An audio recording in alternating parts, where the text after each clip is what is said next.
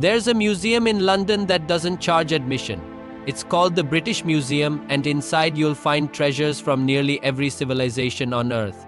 Egyptian mummies, Greek sculptures, Mesopotamian tablets, the Rosetta Stone. What you won't find is a sign explaining how all of this ended up on a rainy island in the North Atlantic.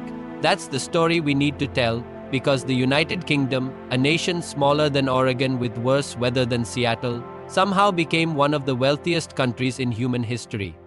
And the path it took from muddy medieval villages to global financial superpower reveals something most economic textbooks won't say out loud. Getting rich and staying rich require completely different strategies. Let's start with geography, because Britain's story begins with a problem. In 1500, England was nobody, a backwater kingdom on the edge of Europe, perpetually cold, perpetually damp, with soil that grew mediocre crops and no significant natural resources beyond wool. Spain had gold from the Americas. France had wine and wheat and the richest farmland on the continent. The Ottomans controlled the trade routes to Asia. England had sheep. But Britain had one geographic advantage that would change everything. Water. Not the kind you drink. The kind that separates you from invasion. The English Channel. Meant that while the rest of Europe spent centuries destroying itself in land wars, Britain could invest in something else. Ships. By the 1600s, the British weren't the best shipbuilders in the world. The Dutch were. But the British learned quickly, and they learned something more important than technique. They learned that controlling the sea meant controlling trade, and controlling trade meant you didn't need to produce anything yourself. You just needed to stand in the middle. Here's where the story gets uncomfortable. The British East India Company was chartered in 1600. It wasn't a government agency.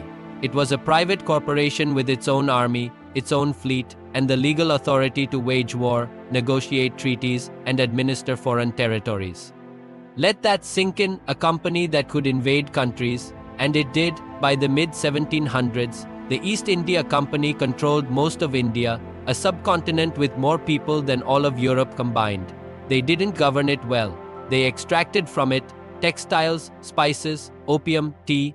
The company would buy goods in India with Indian silver, sell them in China for Chinese silver, then use that to buy more goods in India. It was an arbitrage loop powered by military force and currency manipulation. The profits were staggering. So staggering that even after the company collapsed under the weight of its own corruption in 1858, the British government simply took over. What had been corporate extraction became imperial extraction. Same product, different label. But here's what's strange. All that colonial wealth, all those ships full of gold and spices and tea, they didn't make Britain rich by themselves.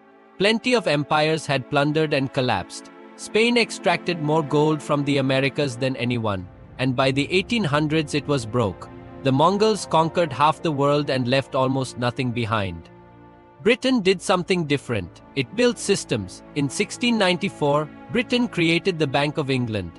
It wasn't the first national bank, but it was the first that worked.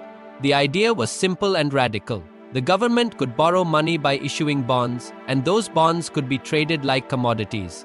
Suddenly you had a marketplace for debt, and when debt becomes tradable, it becomes liquid, and when it becomes liquid, it becomes power. By the 1700s, London wasn't just moving goods. It was moving money, contracts, insurance, credit, speculation. A merchant in Boston could insure a shipment to Bombay through underwriters at Lloyd's Coffee House in London, who would never see the ship or the cargo but would profit from the risk. Britain wasn't just trading in things. It was trading in time itself, in future promises, in abstract calculations of probability. Then came coal. In the 1760s, a Scottish instrument maker named James Watt improved the steam engine. It wasn't a British invention. The first working steam engine was built by an Englishman named Thomas Newcomen decades earlier, and the principles went back even further.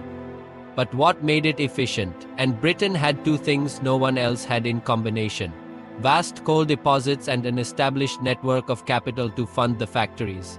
The Industrial Revolution didn't happen because the British were smarter. It happened because they had coal in the ground, money in the banks, and a legal system that protected property rights just enough to let inventors profit from their work, but not so much that old industries could block new ones. By 1850, Britain produced more than half the world's coal, iron, and cotton textiles. Manchester, a town that had been a sleepy market village a century earlier, became the workshop of the world. The population of British cities exploded, children worked in factories, the air turned black, but the wealth poured in. And here's the thing about wealth at that scale. It starts to feed itself. Rich people invest in infrastructure. Infrastructure makes commerce cheaper. Cheaper commerce generates more wealth.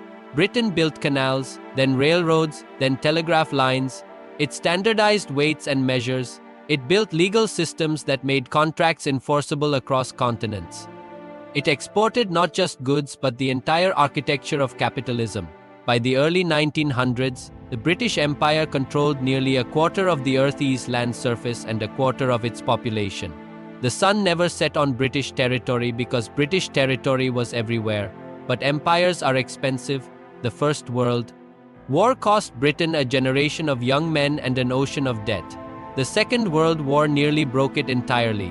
By 1945, Britain was victorious and bankrupt.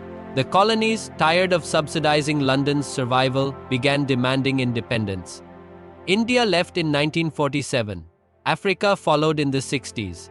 Hong Kong held on until 1997, but by then the empire was a historical footnote. So how does Britain stay rich after losing the empire? Finance. London didn't stop being the center of global money just because the colonies left. The infrastructure was already there. The banks, the legal expertise, the time zone that sits between New York and Hong Kong. In the 1980s, Margaret Thatcher deregulated the financial sector in a wave of reforms known as the Big Bang. Suddenly, foreign banks could operate in London with fewer restrictions than almost anywhere else on Earth. The City of London, that 1 square mile of old stone buildings and narrow streets, became a playground for global capital. Hedge funds, investment banks, tax optimization schemes, derivatives trading, if you were rich and wanted to move money without too many questions. London would help. Britain exported coal and textiles in the 1800s. In the 2000s, it exported financial services and legal structures. Today, the UK is the 6th largest economy in the world despite having less than 1% of the global population. London remains one of only 2 true global financial capitals, the other being New York. The British pound, even after Brexit and decades of decline, is still one of the world's major reserve currencies. But here's the uncomfortable math. Most British people aren't rich. Median household wealth in the UK is lower than in France and far lower than in the United States. The wealth is concentrated in London, in property, in financial assets held by a small segment of the population. The UK has some of the highest levels of regional inequality in Europe. Towns that once built ships or mined coal have been hollowed out. The industries that made Britain's first fortune are gone, and the finance industry that replaced them employs a fraction of the workforce. So Britain got rich through ships and colonies and coal and factories and finance. But who exactly is Britain? Is it the country or the capital? The people or the institutions? Because here is the final twist. Britain built a system so effective at generating and concentrating wealth that the system now runs semi-independently of the nation itself. The City of London has its own government, its own police force, its own medieval traditions.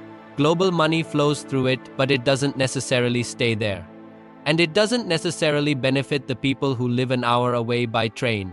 The UK got rich by being in the right place at the right time, repeatedly, and by building systems that outlasted the circumstances that created them. But systems built for extraction don't easily transform into systems built for distribution. And that's the question Britain faces now. The question it hasn't answered.